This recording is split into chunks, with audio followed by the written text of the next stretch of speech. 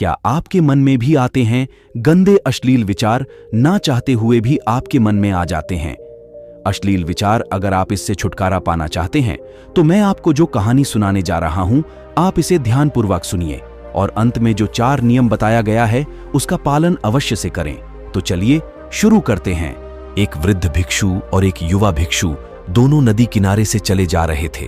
तभी उन्होंने देखा कि एक युवती नदी में डूब रही है और बचाओ बचाओ के लिए आवाज दे रही है।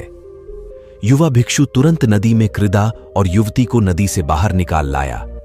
इस तरह से उसने उस युवती को बचा लिया। इतने में वृद्ध भिक्षु गर्म हो गए। अरे, तुमने उस महिला को छू लिया। अब मैं तुम्हें बुद्ध से कहूंगा और तुम्हें दंड प्रायश्चित दिलवाऊंगा। दोनों बुद्ध के सामने पहुंचे। वृद्ध भिक्षु ने कहा, भंते, इसको दंड मिलना चाहिए। बुद्ध ने पूछा, क्यों? वृद्ध भिक्षु ने कहा, इस बात का कि इसने युवती को उठाकर नदी से बाहर रखा, इसने उसे छू लिया, इसका ब्रह्मचर्य नहीं रहा, इसलिए इसे प्रायश्चित्त मिलना चाहिए। तुम इतनी देर से उसे ढो रहे हो, इसने तो वहां रखा और भूल भी गया। सुनो, मैं तुम्हें परिणामों की निर्मलता के लिए यह 4 उपाय बताता हूं। 1. हमेशा मन को स्वस्थ रखना, दूसरों के बारे में विकृत नहीं करना। 2. इंद्रियों पर विजय प्राप्त करना। 3. अच्छी संगति में रहना। 4. प्रार्थना करना। अब हम लोग जानेंगे कि ब्रह्मचर्य करने से कितने फायदे होते हैं। रोगी वो होता है जो भोगी होता है। जैसे जैसे वीर्य शक्ति क्षीण होती है, वैसे ही मनुष्य दुर्बल और रोगी होता चला जाता है।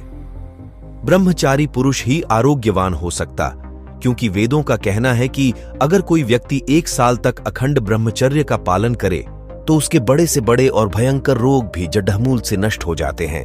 जिस प्रकार एक राजा राजकोष, प्रजा और सेना के बिना राजा नहीं कहलाता, और जैसे सुगंध के बिना फूल फूल नहीं है, और एक नदी के बिना नदी नहीं रहती, ठीक उसी प्रकार एक आदमी ब्रह्मचर्य के बिना आदमी नहीं रह जाता है। स्त्री से युद्ध और ज्ञान में जितना बहुत आसान है, लेकिन स्त्री के श्रृंगार से तुम ध्वस्त यानी कि पराजित हो सकते हो। किसी के प्यार के भावनाओं में न बहे, क्योंकि ये सिर्फ एक आकर्षण मात्र है। ब्रह्मचर्य का पालन करें। अत्यधिक वीर्यनाश के कारण चेहरा और शरीर पूरी तरह से खोखला हो जाता है। जवानी में ही बुढ़ापे वाली लक्षणें दिखने लग जाती है। जैसे हर कुत्ता हड्डी को चबाता है तो उसकी रगड़ से उसके खुद के मसूड़े में से खून निकलने लगता है। वह उसको चाटकर प्रसन्न होता है और इतराता है कि मुझे हड्डी में से खून पीने को मिल रहा है। ठीक उसी प्रकार भोगी पुरुष और स्त्रियां काम वासना और बोझ में सुख भोगते हुए अपनी जीवनी शक्ति का नाश करते रहते हैं। और पुरुष सोचता है कि स्त्री शरीर में सुख है, और स्त्रियां सोचती हैं कि पुरुष शरीर में सुख है।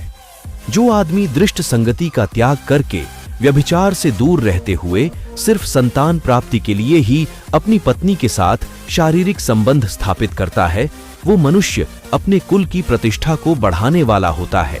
अच्छी चीजें देखना आंखों का ब्रह्मचर्य है, अच्छी चीजें सुनना कानों का ब्रह्मचर्य है, और अच्छी चीजों को लिमिट में खाना ही जीभ ब्रह्मचर्य है।